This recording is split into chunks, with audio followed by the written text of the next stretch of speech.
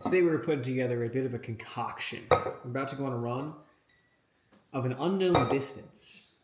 And we have 5 things that I'm going to put into this. I'm waiting on new electrolytes that I just ordered. They're coming like Monday. So, in the meantime, we are going to make it work with first ingredient, organic coconut water, which is the only ingredient, into the Yeti. This fills up like 60%, which is good because I don't really have that much more room. This has 120 calories, so it's got some carbs. It's got a little bit of sodium and other electrolytes. Cool. We're going to put a little bit of tart cherry juice. I've heard it's pretty good for recovery and for whatnot, so I'm going to have a little bit of this before the run and then drink this the way home on the way after.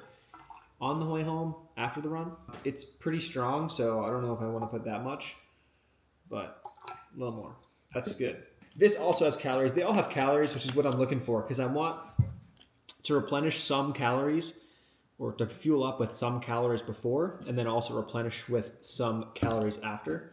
Then we've got 100% blueberry juice, which also has calories. 26 grams of carbs. I think this is going to taste... Should we try it? I haven't tried it straight. It's not like great. It's just like tart. So we'll put that in there, and then we'll top it off with a little bit of this Italian Volcano 100% Sicilian organic lemon juice in glass. Just a dash of that. And the final touch is going to be one nice scoop of salt.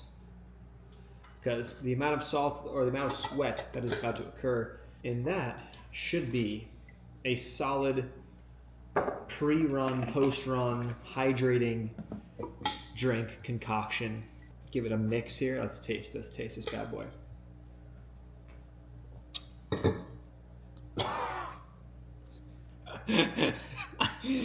That's strong. Yeah. That's not bad though. No. It's not bad. It's strong. It's more tart, not sweet, which is not bad, but it's okay. It's good. Hydrating. It's good for me. Trying on some new shoes today. Hype has been real about these Mount to Coasts on social media. So we're going to give them a go. And we're going to give them, I don't know how many miles we're going to do. I have no idea. I'm going to test them out. And we're going to run at a new spot. I mean, I've driven by the area, but I've never actually run at this specific location. So we're going to test them out. Give them a full, 5+ miles, at least a good 5 would be good. You know, a solid 5 would be enough to be like, okay, these are good. If I can do 5, no issues, they feel great, it's a great sign. Break them in. So we'll do that. It's hot today. I'm going to sweat a lot. It's only like 11 a.m. Yeah, it's like 11 a.m. So some people, they run to train for marathons. And while I'm going to talk about that in a second, I run to tan. UV is going to be nice. It's not super, super sunny. You're not going to get sunburnt. I'm building a base. Let's go. So the problem is I got too much shit in my hands, head, feet, everything. You know how it goes. Oh, my finger is literally stuck between this thing. Oh my God. Jesus. All right. Yo, check this out. I'm testing this mic out. I got this mic. It came with the camera. I'm about to drive on the grass. So we're gonna see what happens. Yeah, it's really good. It's fine. It's fine. I'm just waiting for my electrolytes come. I'm on a watermelon depression because I haven't had my watermelon. It's been wintertime, right? So as a seasonal food, it's tough, especially in the States. That said, I got the face track on. I got the mic on. I got the fucking suction cup in the car. This is how we should be doing it. The thing is, the reason why I thought about this is because I've always, for a long time, I've had my best ideas in motion. And what I mean by that is either I'm walking, I'm driving, or I'm running, or flying. Probably not flying. But I'm usually, when I'm in motion is when the brain is just, we're just like, we think about the best ideas, the fun, like, I don't even know, I can't describe it. So I've always wanted to do this, and now that I have the chance to do it, I'm pumped. But the idea, or the whole point behind this I was getting at is, we are testing out these running shoes, we're planning all this stuff, I'm changing the stuff I'm posting on this channel. Not changing it, I'm doing this stuff anyway, I'm now just recording it and now posting it. I want a place to post it, instead of making it like combined with all this other trading stuff, which, by the way, still will be part of what I do, because this is like my life. But I also am gonna be starting, you could say, a new series. I might call it a new series, I don't know, probably will. In anticipation for a couple of races that I'm planning to do. And what I mean by that is, I've signed up for one. I'm already in, locked and loaded. This is a 50K race in somewhere in Alabama. It's in October. It's in the end of October. And the reason why I'm doing this one is because it is a Leadville qualifier. What that means is, if you run the race and you win your age group or whatever, they give out people like automatic slots to get into Leadville, which is like one of the most prestigious, I don't say prestigious, but one of the most, like, the biggest 100-mile races, mountain races, ultras that's out there. If you get a chance to do it, you got to do it. I've always signed up for the lottery every year, or the past 2 years. I have not gotten it. Kind of a good thing, because I probably wouldn't have been ready for it. I would have had to train hard for it, so I would have gotten ready for it, but I don't know if I would have totally been ready to do it. However, next year, if I do this race in Alabama, it's a new race, by the way, and you finish it within the cutoff time, you also get a ticket in the lottery. So I'm not planning to win that race. I don't think I'll be in condition to win it. I'm not trying to do that. That's not the type of style I like to run. I'm not running that fast. I don't like to do that. I want to run fast for me, but fast for me is different than fast for some of these like cross country guys, you know what I mean? So what I'm getting at though is, if I run that race, they give out slots to the winners of their age group, but then they also have a lottery. So at the end, whatever's left, let's say that there's like 25 slots left, they do like a drawing. So you get your name in a hat and they do a drawing. Now, I did this back when I was living in Austin. Before I left Austin, they had this race called the Austin Rattler, and the Austin Rattler had the same concept. And I stayed around for the lottery, unfortunately did not get in the lottery there, and then so I went into the online lottery, which is even lower odds. So the odds to get into this race are not really great. There are ways to get in with charities and sponsors or whatever, right? But like, if you're just a regular guy, it's tough to get in. So I'm just trying to increase my odds. So doing the lottery every year, eventually I'll get it. Doing these races, eventually, or hopefully, I have a higher chance of getting it. And the race is a great training race, and it just so happens to be 2 hours or so from where I live.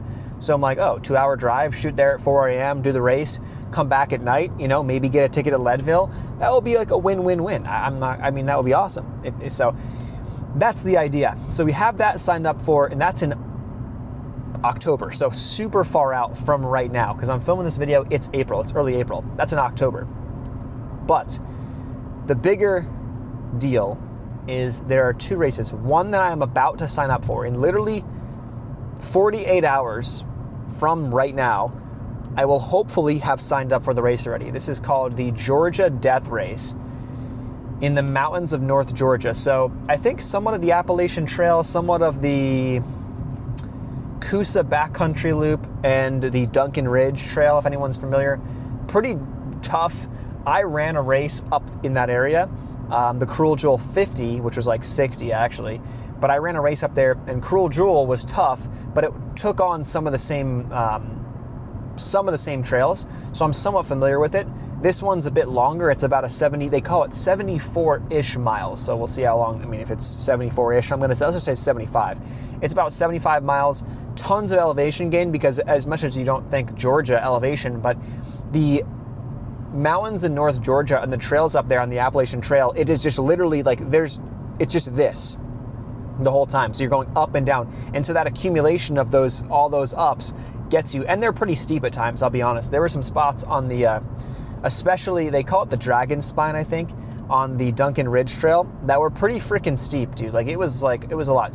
Plus there's a lot of roots. So it's not like it's just a straight up, road. It's like there's roots and there's rocks. And so your footing is like, it's not easy to just crank up those hills very fast. And so that's the whole thing. That's what makes it more challenging. So with that all said, I'm going to sign up for that. Now, last year, I missed the sign up by a couple of days and it was sold out. They sold out in 30 minutes. So I'm thinking with the popularity of this sport, ultra running and stuff, maybe there's you got a 15-minute window, 20-minute window, and that's it. That's all you're going to get in terms of like how long this sign up will be open. So my plan is to get there at 10 a.m. when it opens, sign up, get on the list, lock it in, pay the price, whatever. And then that's next March, end of next March. So super far out. It's like almost a year away, literally like a year from now, like just under a year from now. That will be the first big test. But that, believe it or not, my plan is for that to be more like a training run for an even bigger test, I think, after that. And then potentially, let's say we have the two opportunities for the Leadville Lottery, one being that race in Alabama, and the second being the December lottery that they do every single year. I hope that next year I can get into Leadville. Will be my third year trying to get in. Hope to be able to get into that. That would be an amazing summer race next summer. So not this summer, next summer. But in between, sandwiched in between, I think there's the most important one. I haven't signed up for it yet. The sign-up's open in about a month. It's a pretty expensive race. I don't know exactly what the price will be this year, but it's pretty expensive. And that is a 250-mile race in Arizona.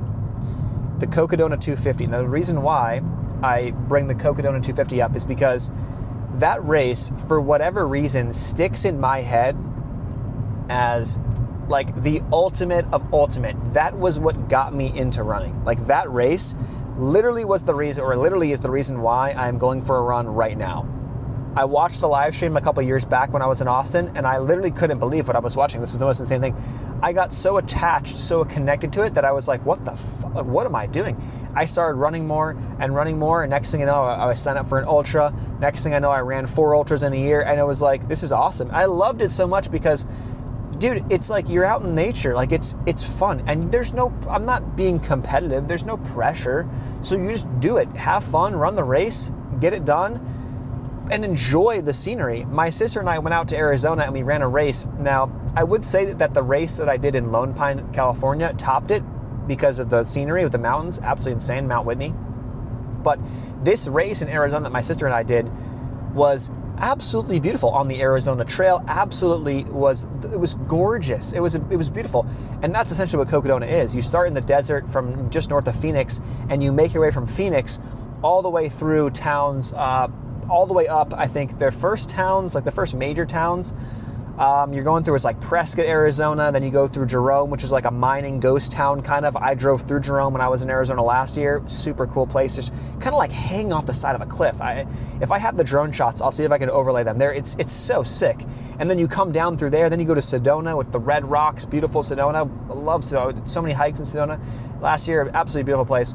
And then after Sedona, you make your way up to Flagstaff. The drive from Sedona to Flagstaff by itself is amazing. I can't even imagine how it would be if you're running a race.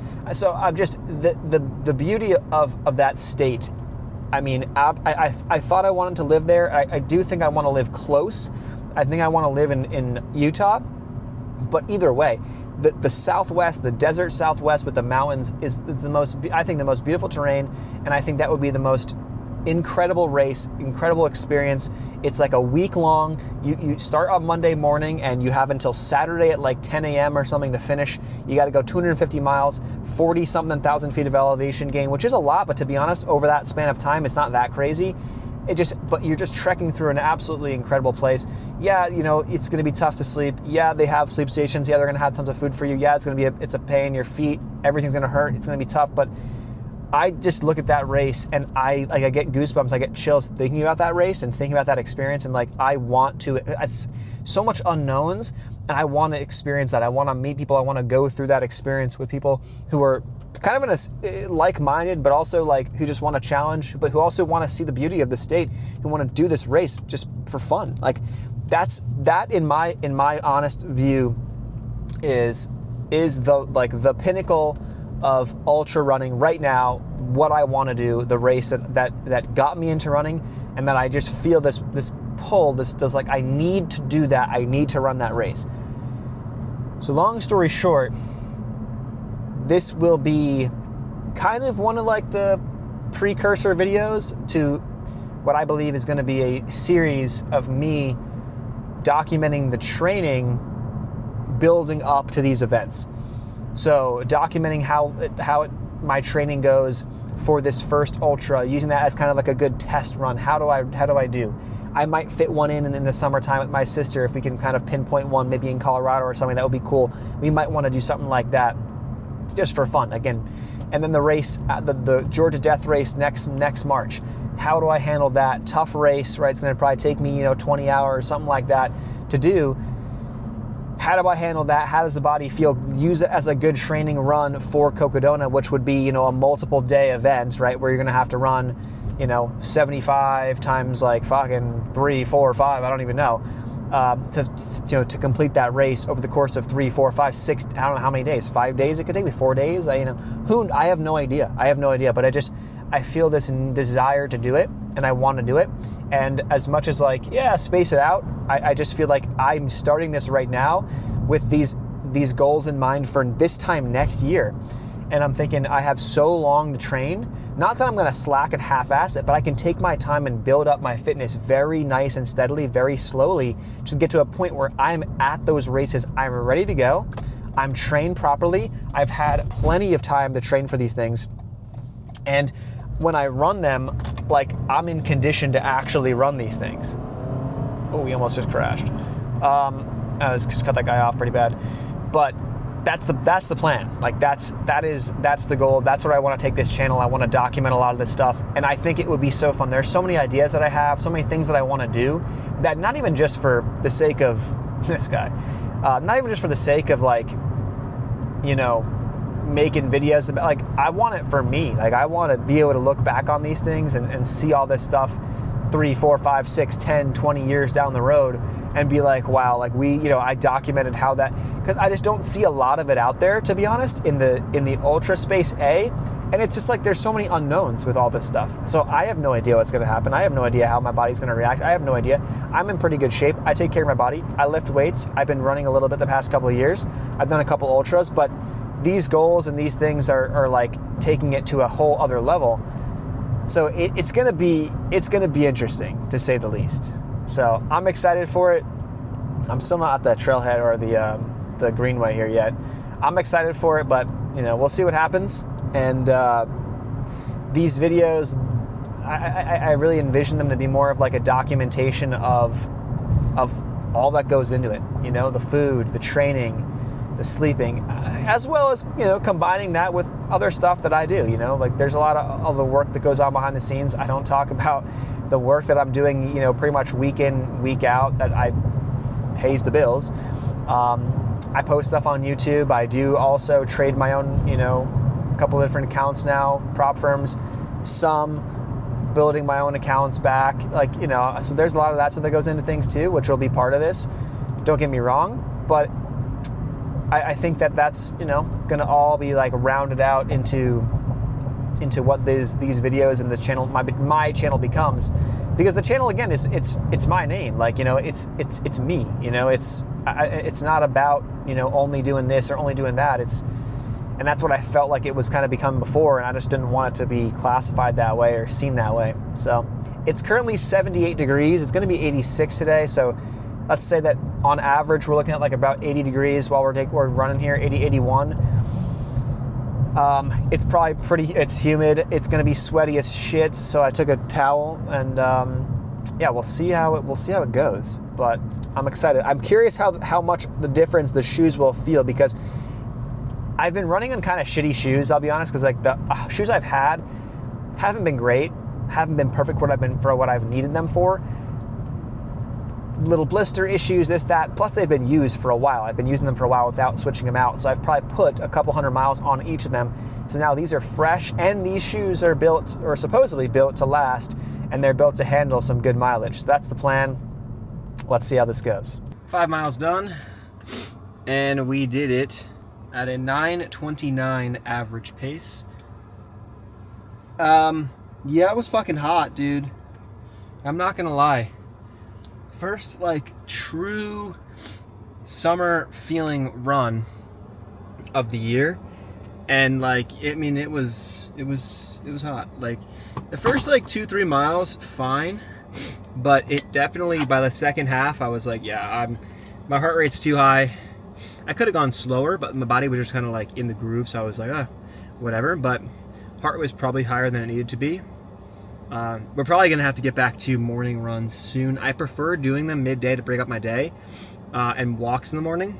But we're probably gonna have to get back to morning runs soon, just because it gets so fucking hot. It's not even the heat, it's the humidity. So in the morning it's like 65, 70 in the summertime, which is like, that's not that bad, right? You would think great running weather, but it's so humid, so it still ends up, you still sweat buckets, by the end of the runs. But it's not a bad thing, it's a good thing. It's a good for training and stuff, but yeah. And by the way, this hits pretty freaking good.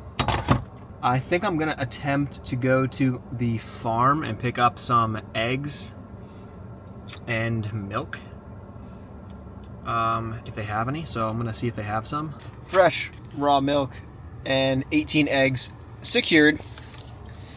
We can get into the raw milk story another time, but let me tell you, ice cream with that milk, whoo-hoo! I am absolutely going to voice this over. So here is the deal. We have a Ninja Creamy, and if you don't have one, well, I feel bad for you, because this is the best thing of all time. If you like ice cream, I will never buy ice cream from the store ever again. Maybe there's like one brand, Ice Cream for Bears. If you know, you know. But this is the best way to do it. So we take the raw milk and we pour it into the jars, or like the creamy jars. And just quickly about the raw milk, you can be, skeptical about it. You can say, oh my God, why are you drinking raw milk? Don't do that. It's dangerous. And yes, I know, I understand it. I get it. I have never gotten sick from this.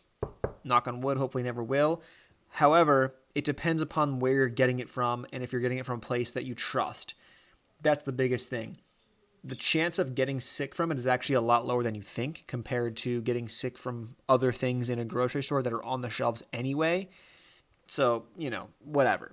It tastes so good. I think it tastes really good. If I didn't have access to raw milk, I would get a low temperature pasteurized A2 milk, because my stomach takes that no problem.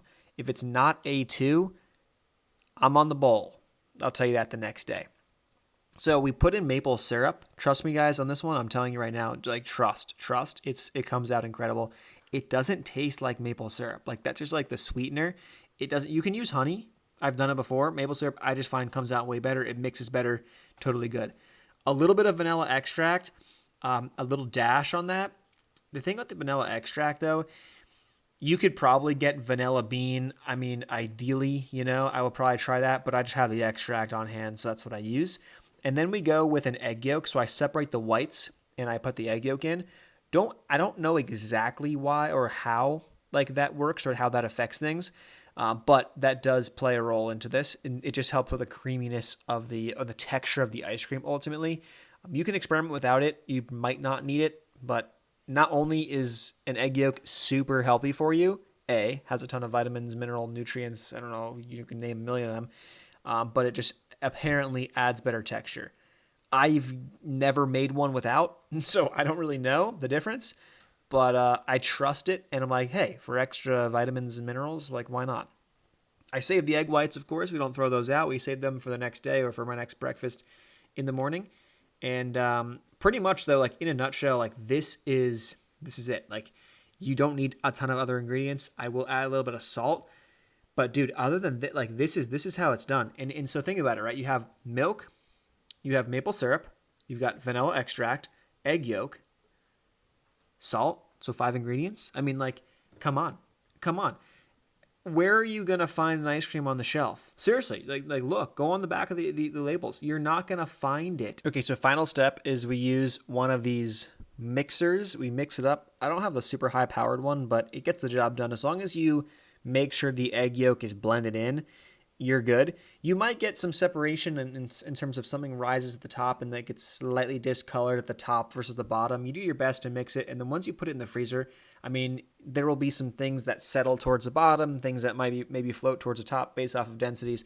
Honestly, I haven't had a problem. When you add in chocolate, when you add in like cacao powder or something like that, that's where like that tends to float towards the top before it can freeze, and so that kind of throws it off.